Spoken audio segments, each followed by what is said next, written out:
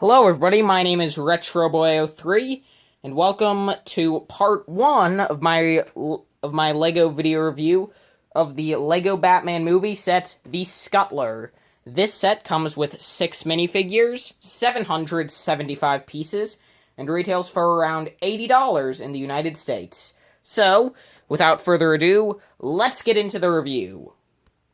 The first figure in this set is also the least interesting. Here we have another instance of a black-suited Batman, which while I do definitely like that they're included in most of the sets, so that there's not going to be any, there won't be any kids that are left out because their favorite set doesn't come with the main character. But anyway, I don't care to go into detail on this figure, so I'll just go through as quickly as possible. He has some nice printing on the torso, which you can see he has the 3D utility belt for this movie. In this set, Batman comes with 2 batarangs. This is his back printing in the back of the utility belt. This is his main expression. This is what it looks like underneath. This is his alternate face where he's gasping with a white headband, which is pretty unique for this line. This is what he looks like underneath. Got it? Good. Our next figure up is a lot more interesting. Here we have Dick Grayson, and this figure is unique because he's wearing the costume he wore to the Gotham City Winter Gala event. And, I mean, in terms of actual sets, if we don't include the minifig series, this is the only way to get any form of Dick Grayson when he's not in the Robin suit, which is pretty cool.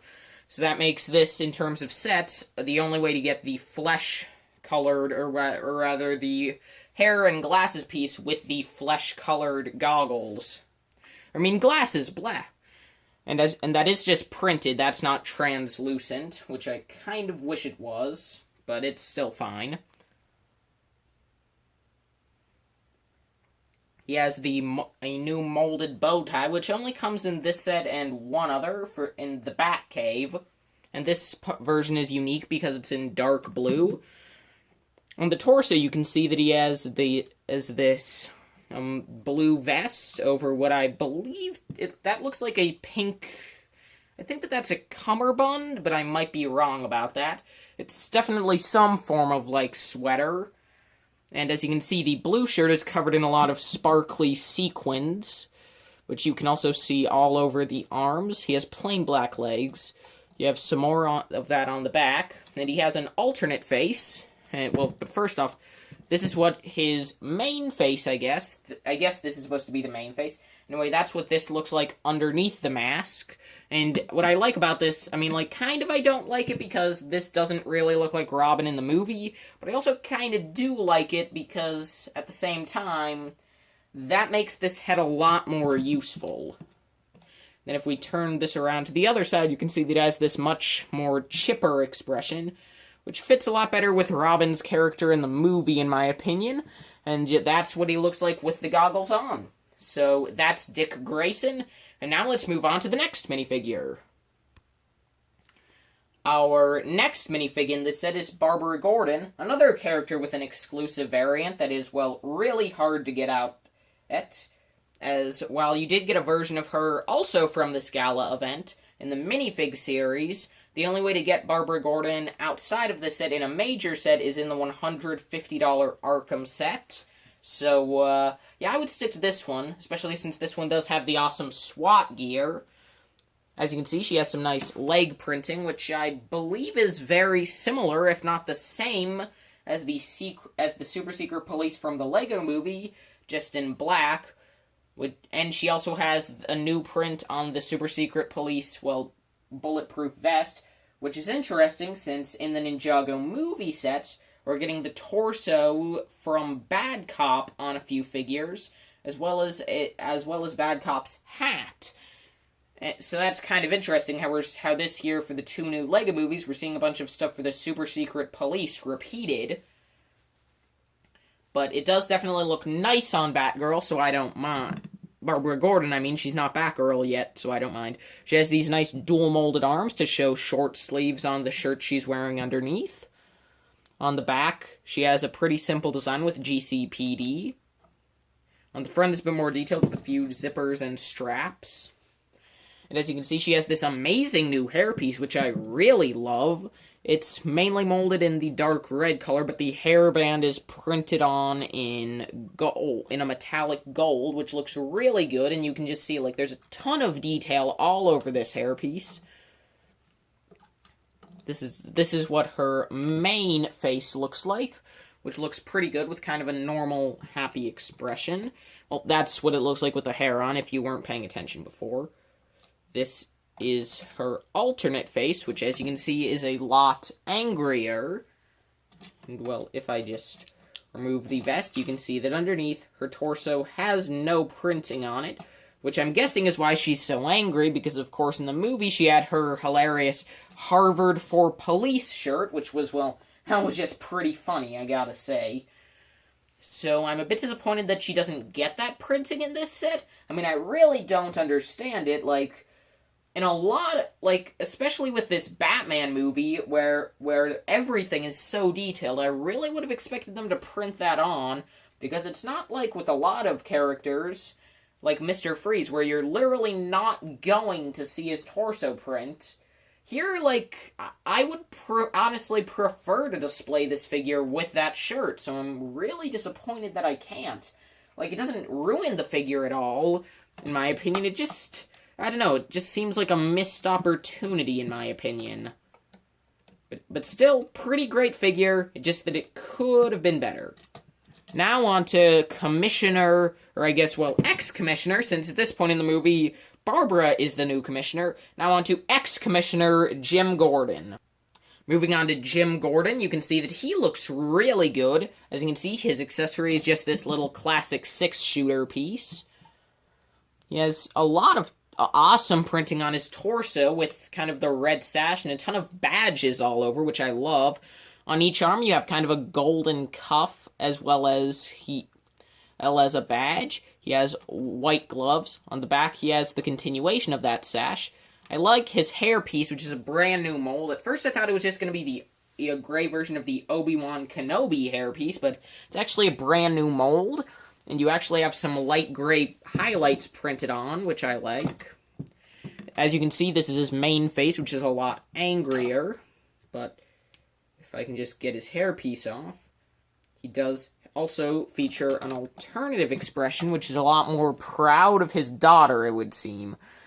And we can definitely see this expression on him during the scene where she's being made commissioner in the movie. So anyway, that's Jim Gordon. And now on to the Joker, who actually has no exclusive parts for this, and I would personally say that this is my least favorite combination of any parts for the Joker in this movie, but he's alright, I guess. Starting off here, his accessory is this bang gun, which I'm just going to get out of the way, and it has a sticker on each side for the bang flag. Just since we're here, you can see that he has no back printing, and these nice coat tails, which I love. Really long and ridiculous. Here you can see his torso and leg printing, which show his nice coat on the torso, as well as kind of the vest he's wearing underneath. He has a green tie with some skulls on it, which I do like. I'm just put this to focus. This face in particular that you're currently seeing is my least favorite facial print for any LEGO version of the Joker. It just really doesn't look like the character in the movie, or really any version of the character at all, in my opinion. I'm really mad at this face. But hey, at least we also get this one, which, granted, isn't as good as either of the facial expressions that we get in the Balloon Escape and Arkham. This is definitely not as good as the laughing expression from those sets, since in that one he's just laughing deviously. And in this one it just kind of looks like a random Joker smile. There's not really any emotion going on here. But I mean, it's fine.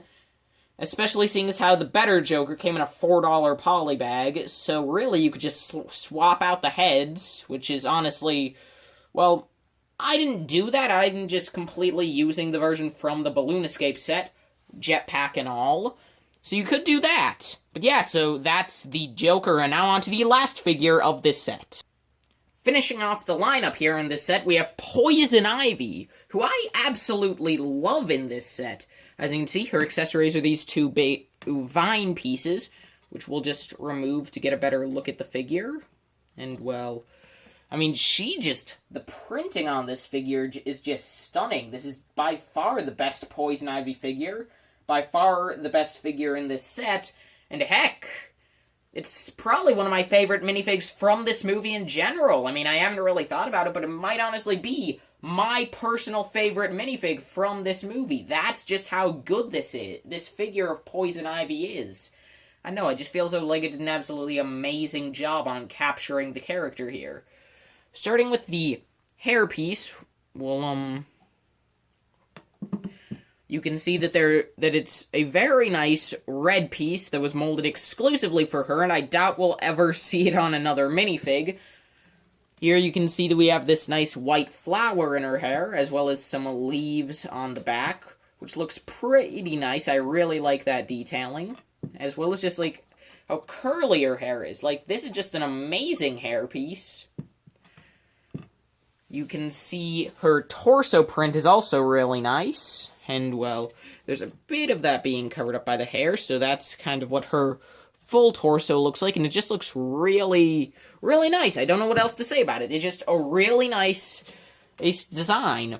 And, well, you can see that her leg printing is kind of being blocked off by her skirt piece, which is another really awesome cloth piece. You get one for the Joker, and you get this even better one for Ivy, which just is like a really nice cut that looks like it's actually like leaves and stuff of here. And, well, I'll just remove that so you can see her leg printing, which is pretty simple, but it's nice. As you can see, she has two dual-molded arms, and this one actually has some nice printing on it for some vines, and, well, obviously those are kind of supposed to be gloves. This is what her torso looks like from the back. As you can see, this is her main facial expression, which looks pretty nice. And then you can also just turn this around, and here you have this alternate expression, which also looks nice. Both of them are pretty similar and also pretty simple, but they both look good, and they both look like they would belong to the character of Poison Ivy. So now, let's go on to the only side build that's in this set, and the last build I'll be tackling in this review. Well, it's not the last side build, but the last one that's not part of the Scuttler. Anyway, time to get into that. So here we have the last build of this set, which is kind of this little vine. It's this little vine creature walker thing, this plant monster. This plant for Poison Ivy is what I'm trying to say. As you can see, it's supported by a few clear pieces, which just help you to kind of position the legs correctly. I mean, of course, you could remove those to get into some different poses. And I mean, again, of course, you could also kind of move these up to kind of make it look like it's walking or shuffling around. I mean, again, you could have just removed those. You could have it kind of leaning off to the side. You could have it as far up as it can be. You can have it, well, not even close to as far as up as it can be, close to the ground. And as you can see, you just have the 4 or brown vines acting as the legs or whatever, and then up here you just have these 2 green vines to act as detailing. And there are 2 things you can do with this build, which I like, since they could have just made it for the single purpose of just having something for Poison Ivy to ride on. If I just angle her vines off to the side, it'll look a bit better. So you could have her ride on this, or you could take that piece off the bottom, or keep it, honestly, it doesn't matter, but I'll just take it off since I already did. You could attach a figure. I'll just use Dick Grayson here. You could attach him to the 2 jumpers. Then you could fold the vine pieces to kind of entrap him, as I just broke off the 2 green ones. So anyway, so yeah, you can also just use this to capture a minifig. Now, obviously, you could finagle with these longer to get it to look really nice, but I'm not going to do that, since I feel as though this looks good enough to give you an idea. So anyway, now to finish off part 1 of this video.